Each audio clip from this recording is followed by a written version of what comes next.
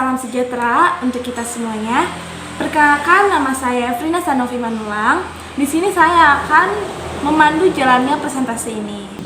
Di presentasi kali ini kami akan membahas tentang perubahan nama domain dari tahun 1983, 1994, 2000, 2007, dan 2009 Undang-Undang KUP Bab 8, 9, 10, dan 11 untuk memenuhi tugas mata kuliah perpajakan dan dosen pengampu Bapak Enjang Suherman, Sarjana Ekonomi Magister Manajemen. Nah, pada kesempatan kali ini semua akan dibahas oleh narasumber kita yang sudah hadir pada hari ini. Di antaranya ada nama saya Mutri Febrianti dari Nama saya Nita Nirmala. Nama saya Prista Nabila Hashim. Nama saya Vera Putri Nasyati. Nama saya Nina Nurlaila. Nama saya Sarina. Dan saya Devi Nadila. Baik, kita mulai presentasinya.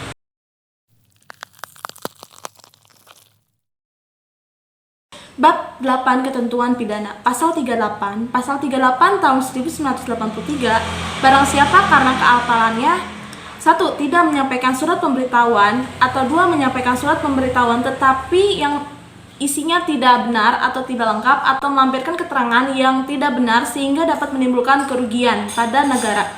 Dipidana negara pidana hukum selama-lamanya atau tahun dan atau denda setinggi-tingginya sebesar 2 kali pajak yang terhutang. Pasal 38 tahun 1994, ketentuan pasal 38 diubah sehingga menjadi berbunyi sebagai berikut. Pasal 38, barang siapa karena kealpaannya tidak menyampaikan surat pemberitahuan atau menyampaikan surat pemberitahuan tetapi isinya tidak benar atau tidak lengkap, atau melampirkan keterangan yang isinya tidak benar sehingga dapat menimbulkan kerugian pada pendapatan negara, diancam dengan pidana kurungan selama-lamanya 1 tahun dan denda setinggi-tingginya 2 kali jumlah pajak terhutang yang tidak atau kurang dibayar. Pasal 38 tahun 2000, ketentuan pasal 38 diubah sehingga menjadi berbunyi sebagai berikut. Setiap orang yang karena kealpalannya A. Tidak menyampaikan surat pemberitahuan, atau B. Menyampaikan surat pemberitahuan tetapi isinya tidak benar atau tidak lengkap, atau melampirkan keterangan yang isinya tidak benar sehingga dapat menimbulkan kerugian pada pendapatan negara, dipidana dengan pidana kurungan paling lama 1 tahun dan atau denda paling tinggi 2 kali jumlah pajak terhutang yang tidak atau kurang dibayar. Di sini saya akan melanjutkan penjelasan materi sebelumnya mengenai bab 8 ketentuan pidana pada pasal 39 tahun 2007 dan tahun 2009. Ketentuan pasal 39 diubah sehingga berbunyi sebagai berikut. 1. Setiap orang yang dengan sengaja A. Tidak mendaftarkan diri untuk diberikan nomor pokok wajib pajak, atau tidak melaporkan usahanya untuk dikukuhkan sebagai pengusaha kena pajak. B. Menyalahgunakan atau menggunakan tanpa hak nomor pokok wajib pajak atau pengukuhan pengusaha kena pajak. C. Tidak menyampaikan surat pemberitahuan. D. Menyampaikan surat pemberitahuan dan keterangan yang isinya tidak benar atau tidak lengkap. E. Menolak untuk melakukan pemeriksaan sebagaimana yang dimaksud dalam pasal 29. F. Memperlihatkan pembukuan pencatatan atau dokumen lain yang palsu atau dipalsukan seolah-olah benar atau tidak menggambarkan keadaan yang sebenarnya. Yang D. Tidak menyelenggarakan pembukuan atau pencatatan di Indonesia, tidak memperlihatkan atau tidak meminjamkan buku, catatan, atau dokumen lain. H. Tidak menyimpan buku, catatan, atau dokumen yang menjadi dasar pembukuan atau pencatatan dan dokumen lain termasuk hasil pengolahan data dari pembukuan yang dikelola secara elektronik atau diselenggarakan secara program aplikasi online di Indonesia sebagaimana dimaksud dalam pasal 28 ayat 11. Yang I. Tidak menyetorkan pajak yang telah dipotong atau dipungut sehingga dapat menimbulkan kerugian pada pendapatan negara, dipidana dengan pidana penjara paling singkat 6 bulan dan paling lama 6 tahun dan denda paling sedikit 2 kali jumlah pajak terhutang yang tidak atau kurang dibayar dan paling banyak 4 kali jumlah pajak terhutang yang tidak atau kurang dibayar. Yang kedua, pidana sebagaimana dimaksud pada ayat 1 ditambahkan 1 kali menjadi 2 kali. Sanksi pidana apabila seseorang melakukan lagi tindak pidana di bidang perpajakan sebelum lewat 1 tahun terhitung sejak selesainya menjalani pidana penjara yang dicontohkan.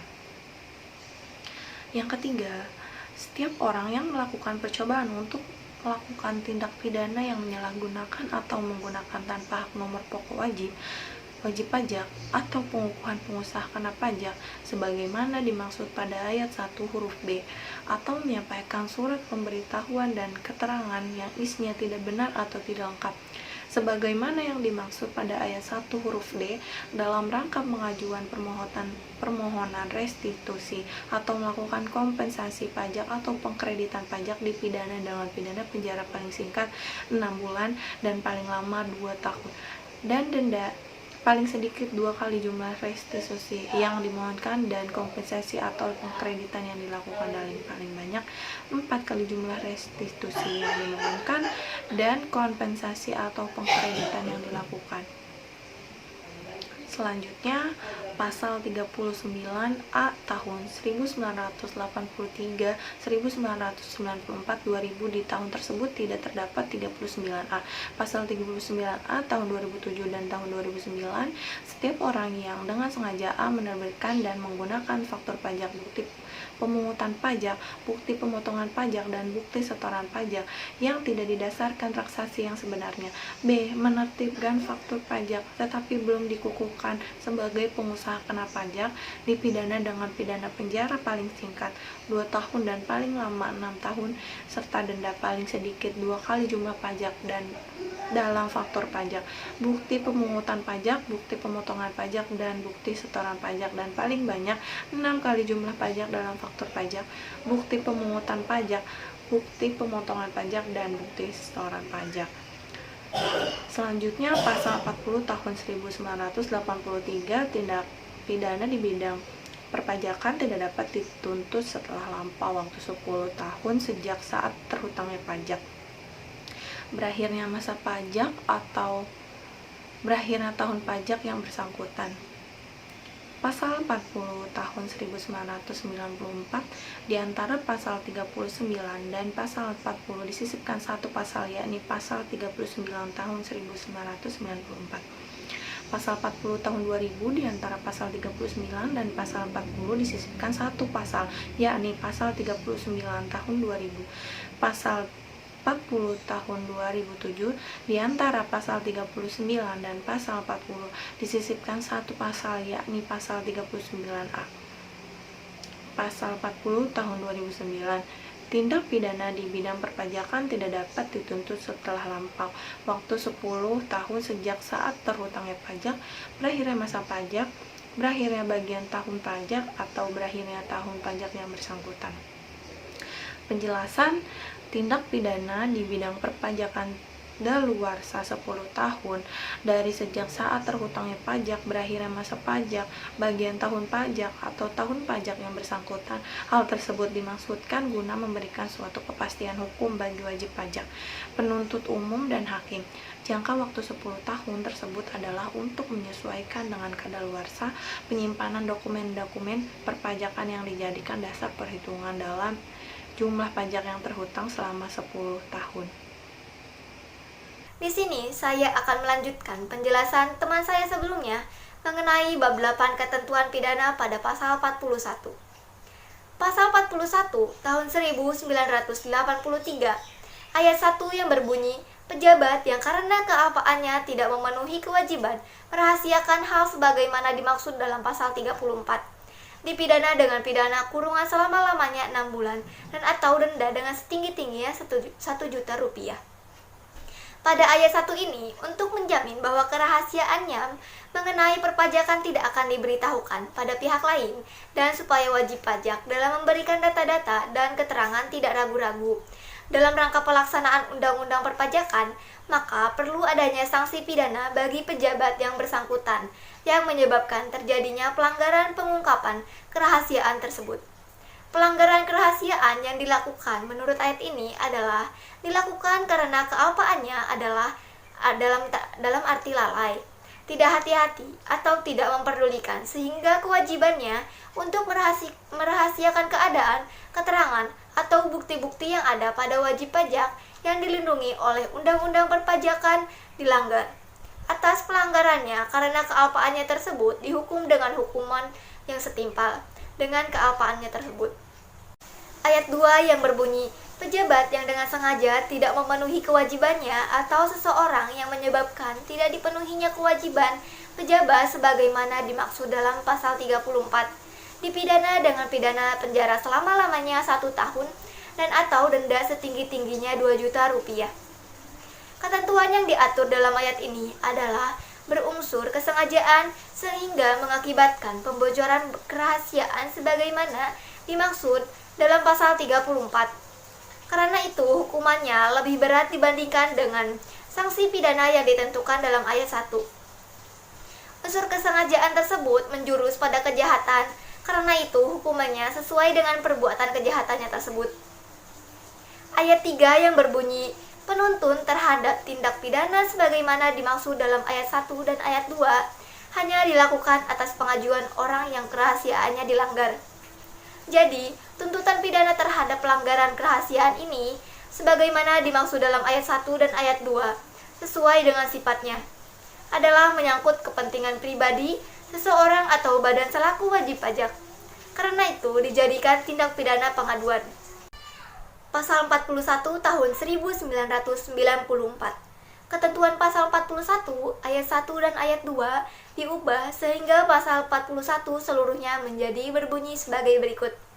Ayat 1 yang berbunyi, pejabat yang karena kealpaannya tidak memenuhi kewajiban merahasiakan hal sebagaimana dimaksud dalam pasal 34, diancam dengan pidana kurungan selama-lamanya 1 tahun dan denda setinggi-tingginya 2 juta rupiah.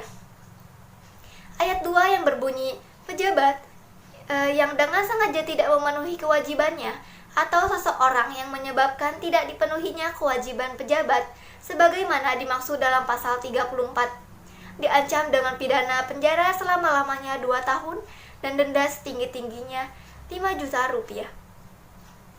Ayat 3 yang berbunyi, penutupan terhadap tindak pidana sebagaimana dimaksud pada ayat 1 dan ayat 2 hanya dilakukan atas pengaduan orang yang kerahasiaannya dilanggar.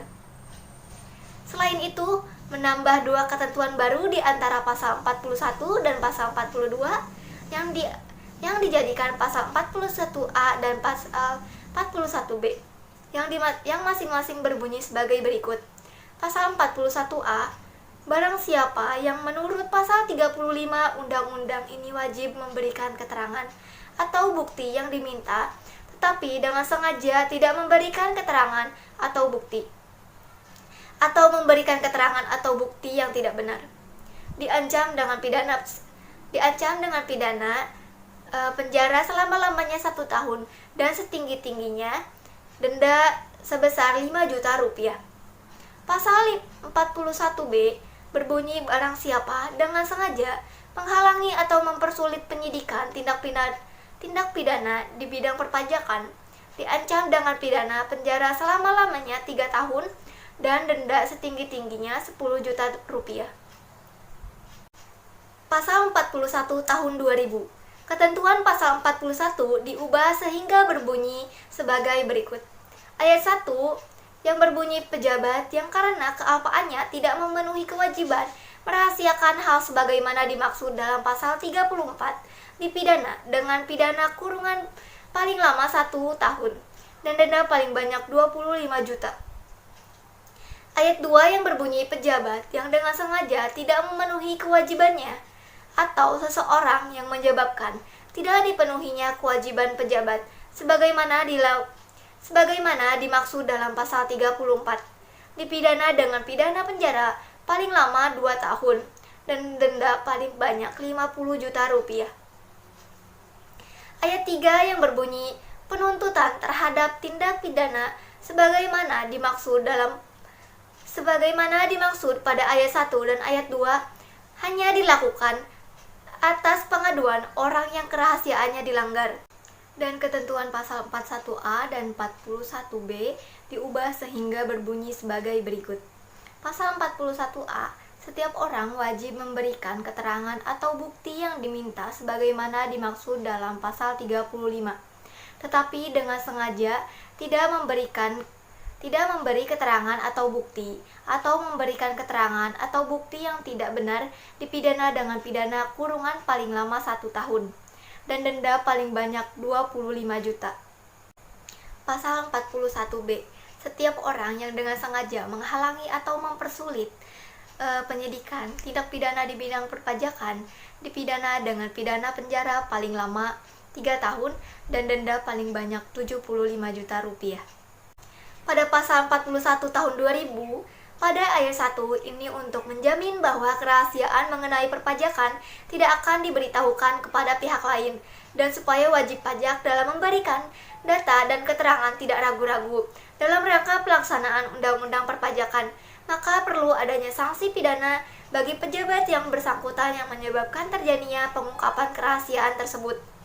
Pengungkapan kerahasiaan menurut ayat ini adalah dilakukan karena kealpaan dalam arti lalai, tidak hati-hati atau kurang mengindahkan sehingga kewajiban untuk merahasiakan keterangan atau bukti-bukti yang ada pada wajib pajak dilindungi oleh undang-undang perpajakan dilanggar. Atas kealpaan tersebut dihukum dengan hukuman yang setimpal. Pada ayat 2, perbuatan atau tindakan sebagaimana dimaksud dalam ayat ini yang dilakukan dengan sengaja dikenakan sanksi yang lebih berat dibandingkan dengan perbuatan atau tindakan yang dilakukan karena kealpaan, agar pejabat yang bersangkutan lebih berhati-hati untuk tidak melakukan perbuatan pembocoran rahasia wajib pajak.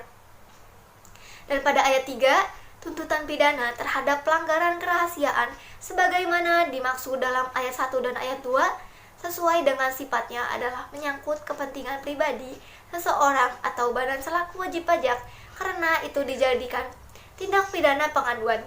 Pada pasal 41A, agar pihak ketiga memenuhi permintaan Direktur Jenderal Pajak sebagaimana diatur pasal 35.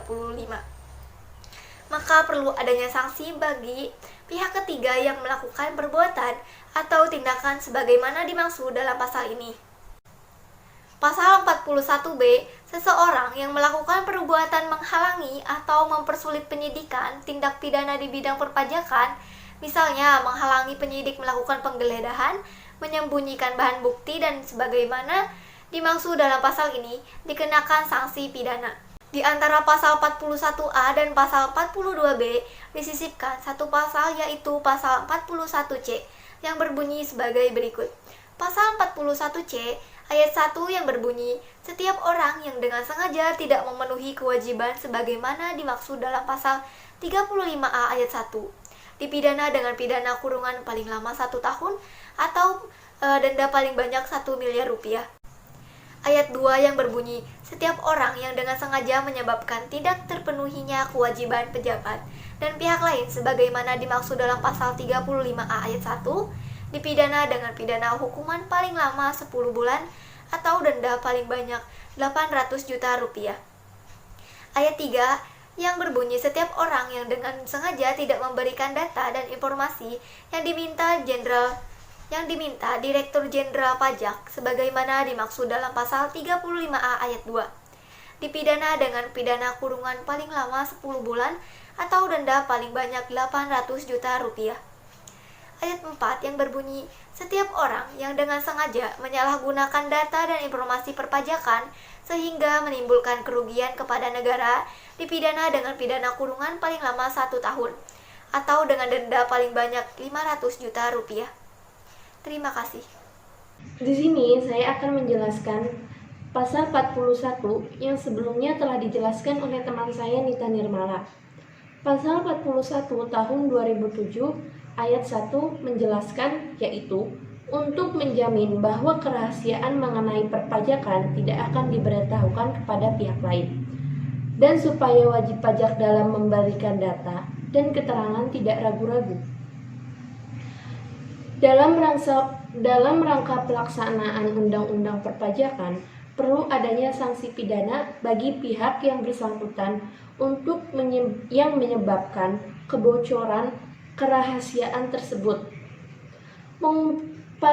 Pengungkapan kerahasiaan tersebut yang dimaksud pada ayat ini yaitu yang dilakukan karena kealpaan dalam arti lalai, tidak hati-hati, atau kurang mengindahkan sehingga Kewajiban untuk merahasiakan keterangan atau bukti-bukti yang ada pada wajib pajak yang dilindungi oleh Undang-Undang Perpajakan dilanggar.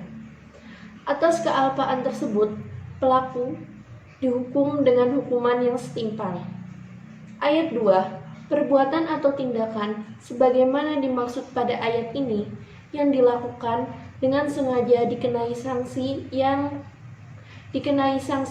lebih berat dibandingkan dengan perbuatannya atau tindakannya yang dilakukan karena kealpaan, agar pejabat yang bersangkutan lebih berhati-hati lagi untuk tidak melakukan perbuatan membocorkan rahasia wajib pajak. Ayat 3. Tuntutan pidana terhadap pelanggaran kerahasiaan sebagaimana dimaksud pada ayat 1 dan ayat 2 sesuai dengan sifatnya adalah menyangkut kepentingan pribadi seseorang atau badan selaku wajib pajak.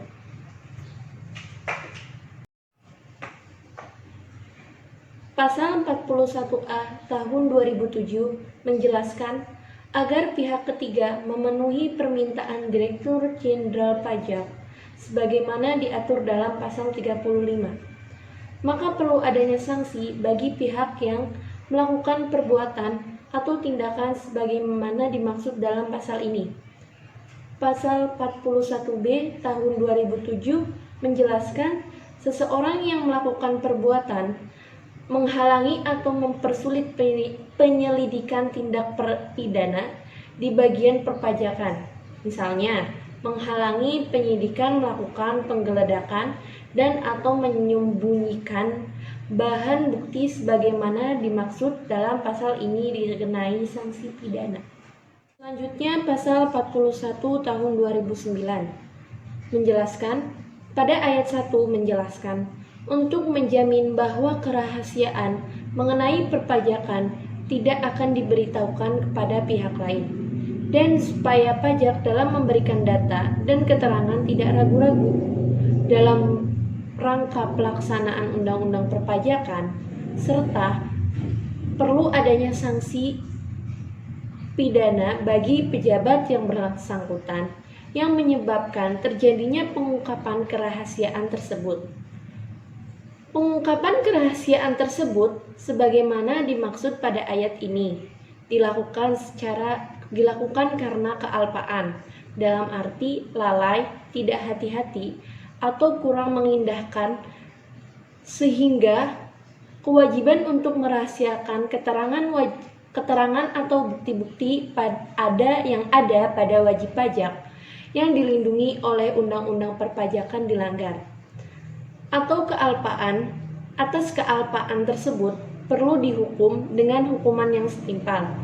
Pada ayat 2 menjelaskan perbuatan atau tindakan dimaksud pada ayat ini yang dilakukan dengan sengaja dikenai sanksi yang lebih berat dibandingkan dengan perbuatan atau tindakan yang dilakukan karena kealpaan, agar pejabat yang bersangkutan lebih berhati-hati untuk tidak melakukan perbuatan membocorkan kerahasiaan wajib pajak. Pada ayat 3 menjelaskan tuntutan pidana terhadap pelanggaran kerahasiaan sebagaimana dimaksud pada ayat 1 dan ayat 2 sesuai dengan sifatnya adalah menyangkut kepentingan pribadi seseorang atau badan selaku wajib pajak. Penjelasan pasal 41A tahun 2009 agar pihak ketiga memenuhi permintaan Direktur Jenderal Pajak sebagaimana diatur dalam pasal 35 yang maka perlu adanya sanksi bagi pihak ketiga yang melakukan perbuatan atau tindakan sebagaimana dimaksud pada pasal ini. Penjelasan pasal 41B tahun 2009. Seseorang yang melakukan perbuatan menghalangi, mempersulit penyidikan tindak pidana di bidang perpajakan, misalnya menghalangi penyidikan melakukan penggeledahan atau menyembunyikan bahan bukti sebagaimana dimaksud pasal ini, yaitu dikenai sanksi pidana. Penjelasan pasal 41C. Semua ayat yang terdapat di pasal 41C tahun 2009 cukup jelas. Sekian, terima kasih. Saya akan melanjutkan materi mengenai pasal 42 pada tahun 1983. Yang pertama, tindak pidana sebagaimana dimaksud dalam pasal 38 dan pasal 41 ayat 1 adalah pelanggaran. Yang kedua, tindak pidana sebagaimana dimaksud dalam pasal 39 dan pasal 41 ayat 2 adalah kejahatan. Sedangkan ketentuan pasal 42 pada tahun 1994 telah dihapus. Untuk pasal 42 di tahun 2000 tidak terdapat pasal 42. Selanjutnya pasal 42 tahun 2007. Di antara pasal 41B dan pasal 42 disisipkan satu pasal, yaitu pasal 41C yang berbunyi sebagai berikut. Yang pertama, setiap orang yang dengan sengaja tidak memenuhi kewajiban sebagaimana dimaksud dalam pasal 35A ayat 1 dipidana dengan pidana kurungan paling lama 1 tahun atau denda paling banyak yaitu 100 miliar rupiah. Sedangkan yang kedua, setiap orang yang dengan sengaja menyebabkan tidak terpenuhi kewajiban pejabat dan pihak lain sebagaimana dimaksud dalam pasal 35A ayat 1 dipidana dengan pidana kurang paling lama yaitu 10 bulan atau bisa juga denda paling banyak itu 800 juta rupiah. Selanjutnya, untuk yang ketiga, setiap orang yang dengan sengaja tidak memberikan data dan informasi yang diminta oleh Direktur Jenderal Pajak sebagaimana dimaksud dalam pasal 35A ayat 2 dipidana dengan pidana kurang paling lama yaitu 10 bulan atau bisa juga paling banyak denda yaitu 800 juta rupiah. Untuk yang keempat, yaitu setiap orang yang dengan sengaja menyalahgunakan data dan informasi perpajakan sehingga menimbulkan kerugian kepada negara dipidana dengan pidana kurang paling lama yaitu 1 tahun atau paling banyak denda yaitu 500 juta rupiah. Dan pada pasal 42 tahun 2009 dihapus. Untuk penjelasan pasal 42 cukup jelas. Selanjutnya kita beralih ke pasal 43. Untuk pasal 43 tahun 1983, ketentuan sebagaimana dimaksud dalam pasal 38 dan pasal 39 berlaku juga bagi wakil kuasa atau pegawai dari wajib pajak. Untuk penjelasannya, yaitu ketentuan pidana di bidang perpajakan tidak saja ditunjukkan kepada wajib pajak, tetapi juga kepada pihak lain yang ditunjukkan sebagai wakil atau kuasa atau pegawai wajib pajak yang diberikan pelimpahan tanggung jawab atau tanggung jawab secara renteng atas pelaksanaan kewajiban perpajakan wajib pajak yang dipercayakan dan dikuasakan padanya. Untuk pasal 43 tahun 1994, ketentuan pasal 43 diubah sehingga menjadi berbunyi sebagai berikut.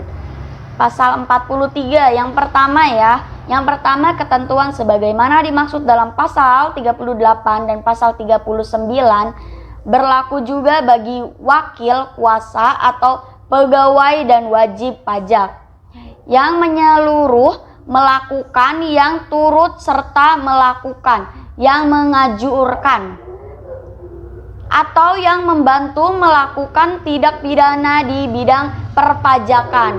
Selanjutnya yang kedua, ketentuan sebagaimana dimaksud dalam pasal.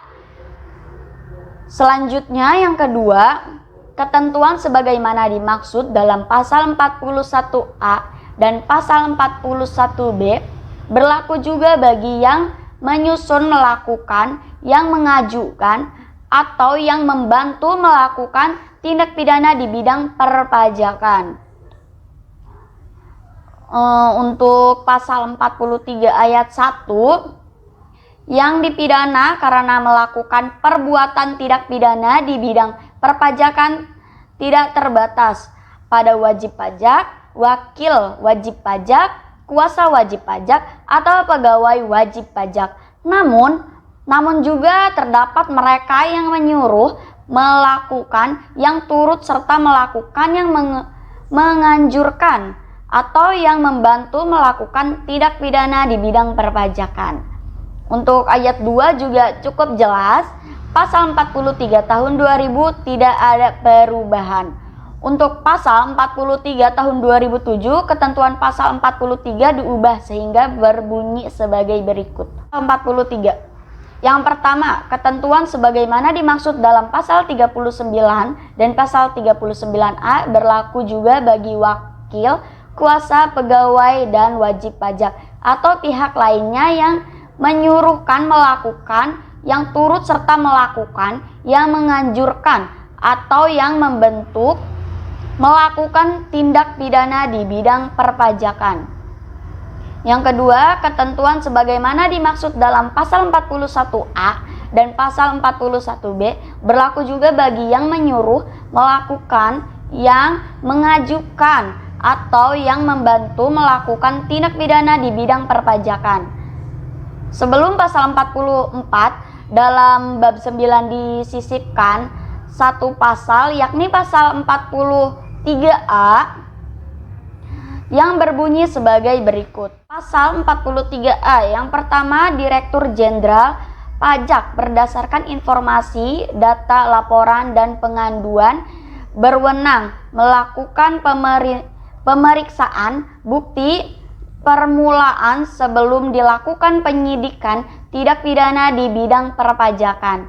Selanjutnya yang kedua, yaitu dalam hal terdapat indikasi tindak pidana di dalam perpajakan yang menyalahgunakan petugas Direktur Jenderal Pejabat, Menteri Keuangan dapat menugasi unit pemeriksaan interaksi. Yang kedua, dalam hal tersebut, indikasi tindak pidana di bidang perpajakan yang menyangkut petugas Direktur Jenderal Pajak, Menteri Keuangan dapat menugaskan unit pemeriksaan internal di lingkungan Departemen Keuangan untuk melakukan pemeriksaan bukti permulaan. Selanjutnya yang ketiga itu, apabila dari bukti permulaan ditemukan unsur tidak pidana korupsi, pengawaian Direktur Jenderal Pajak yang tersangkut wajib diproses menurut ketentuan hukum tindak pidana korupsi. Untuk selanjutnya, yang keempat, tata cara pemeriksaan bukti permulaan tindak pidana di bidang perpajakan sebagaimana dimaksud pada ayat 1 dan ayat 2 diatur dengan yaitu atau berdasarkan peraturan materi keuangan. Untuk pasal 43 ayat 1, informasi, data, laporan, dan pengaduan yang diterima oleh Direktur Jenderal Pajak akan dikembangkan dan dianalisa sebagai kegiatan intelijen atau pengamatan yang hasilnya dapat ditindaklanjutkan dengan pemeriksaan bukti permulaan atau tidak dilanjutkan. Untuk ayat 2 cukup jelas, ayat 3 pun juga cukup jelas, ayat 4 cukup jelas. Sekian dan terima kasih. Di sini saya akan menjelaskan tentang pasal 44 tahun 1983. Pejabat pegawai negeri sipil tertentu di lingkungan Direktorat Jenderal Pajak diberi wewenang khusus sebagai penyidik untuk melakukan penyidikan tindak pidana di bidang perpajakan sebagaimana dimaksud dalam Undang-Undang Nomor 8 Tahun 1981 tentang Hukum Acara Pidana, sebagaimana dimaksud dalam ayat 1 berwenang melakukan penelitian atas kebenaran laporan atau keterangan berkenaan dengan tindak pidana di bidang perpajakan. Melakukan penelitian terhadap orang yang diduga melakukan tindak pidana di bidang perpajakan. Meminta keterangan dan bahan bukti dari orang atau badan sehubungan dengan peristiwa tindak pidana di bidang perpajakan. Melakukan pemeriksaan atau pembukuan, pencatatan, dan dokumen-dokumen lain berkenaan dengan tindak pidana di bidang perpajakan.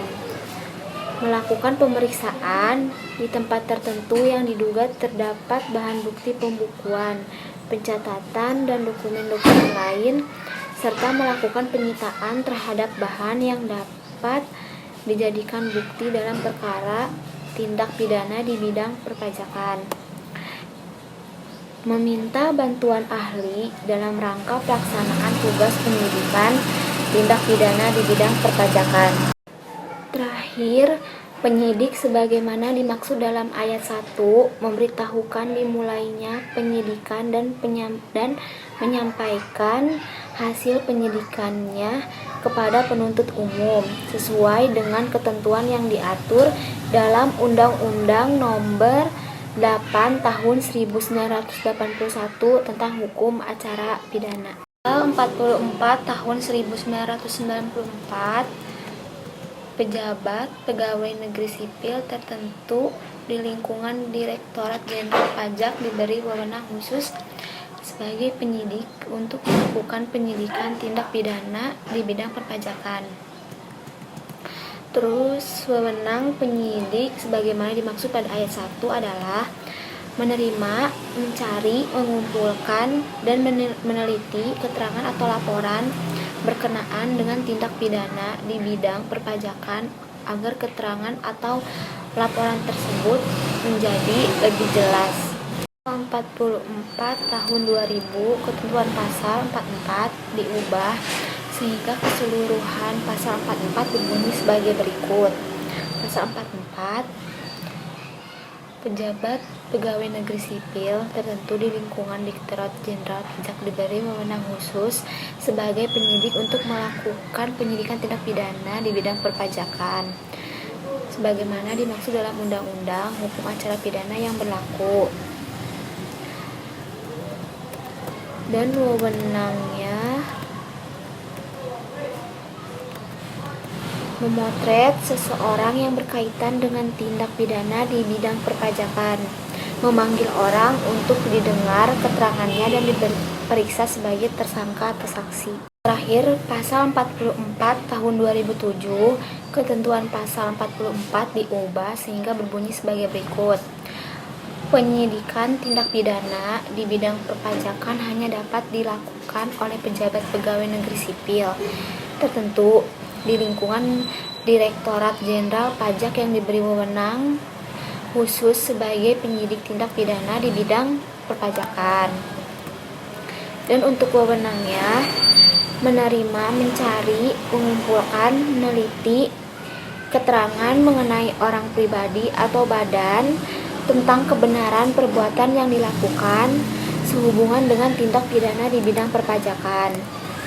Melakukan penggeledahan untuk mendapatkan bahan bukti pembukuan, pencatatan, dan dokumen lain serta melakukan penyitaan terhadap bahan tersebut dan menyuruh berhenti atau melarang seseorang meninggalkan ruangan atau tempat pada saat pemeriksaan sedang berlangsung dan memeriksa identitas orang, benda, dan atau dokumen yang dibawa. Penyidik sebagaimana maksud pada ayat 1 memberitahukan dimulainya penyidikan dan menyampaikan hasil penyidikannya kepada penuntut umum melalui penyidik pejabat polisi negara Republik Indonesia sesuai dengan ketentuan yang diatur dalam Undang-Undang Hukum Acara Pidana. Dalam rangka pelaksanaan kewenangan penyidikan sebagaimana dimaksud pada ayat 1, penyidik dapat meminta bantuan aparat penegak hukum lain. Di sini saya akan menjelaskan tentang Pasal 44A tahun 1983. Di tahun ini tidak terdapat pasal 44A. Kemudian pasal 44A tahun 1994 menambah dua ketentuan baru di antara pasal 44 dan pasal 45 yang dijadikan pasal 44A dan pasal 44B yang masing-masing berbunyi sebagai berikut. Pada pasal 44A berbunyi, penyidik sebagaimana dimaksud dalam pasal 44 ayat 1, menghentikan penyidikan sebagaimana dimaksud dalam pasal 44 ayat 2. Dalam hal tidak terdapat cukup bukti atau peristiwa tersebut bukan merupakan tindak pidana di bidang perpajakan atau penyidikan dihentikan karena peristiwanya telah kadaluarsa atau tersangka meninggal dunia. Pada pasal 44A tahun 2000, di tahun ini tidak terdapat pasal 44A dan pasal 44A tahun 2007, di tahun ini pula tidak terdapat pasal 44A. Pada pasal 44A tahun 2009, penjelasan pasal 44A berbunyi dalam hal penyidikan pidana di bidang perpajakan dihentikan kecuali karena peristiwanya telah kadaluarsa, maka surat ketetapan pajak tetap dapat diterbitkan. Pada pasal 44B tahun 1983 di tahun 1983 tidak terdapat pasal 44B. Dan pasal 44B tahun 1994 berbunyi ke-1 untuk kepentingan penerimaan negara. Atas permintaan Menteri Keuangan, Jaksa Agung dapat menghentikan penyidikan tindak pidana di bidang perpajakan. Kedua, penghentian penyidikan tindak pidana di bidang perpajakan sebagaimana dimaksud pada ayat 1 hanya dilakukan setelah wajib pajak melunasi pajak yang tidak atau kurang dibayar atau yang tidak seharusnya dikembalikan, ditambah dengan sanksi administrasi berupa denda besar 4 kali jumlah pajak yang tidak atau kurang dibayar atau yang tidak seharusnya dikembalikan. Pada pasal 44B tahun 2000, di tahun 2000 tidak terdapat pasal 44B dan pasal 44B tahun 2007 berbunyi pertama untuk kepentingan penerimaan negara. Atas permintaan Menteri Keuangan, Jaksa Agung dapat menghentikan penyidikan tindak pidana di bidang perpajakan paling lama dalam jangka waktu 6 bulan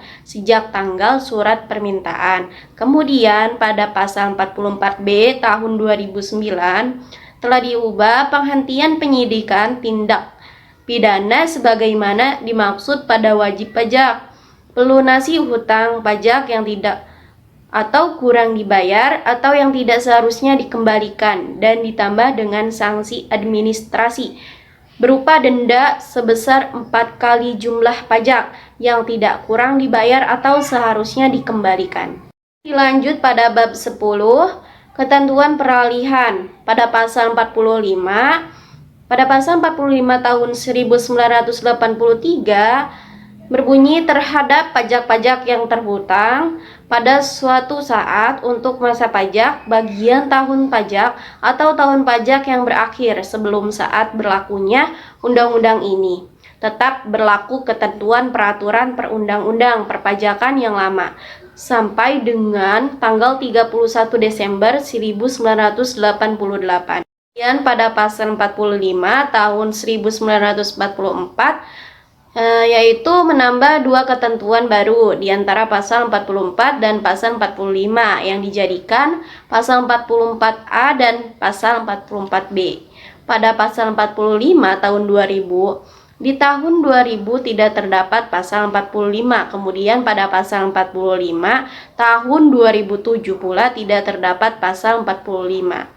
Kemudian pada pasal 45 tahun 2009 penjelasan pasal 45 berbunyi, meskipun undang-undang perpajakan yang lama telah dicabut dengan diundangkannya undang-undang ini untuk menampung penyelesaian penetapan pajak-pajak terhutang pada masa atau tahun pajak sebelum berlakunya undang-undang ini yang pelaksanaannya masih berdasarkan ketentuan peraturan perundang-undang perpajakan lama.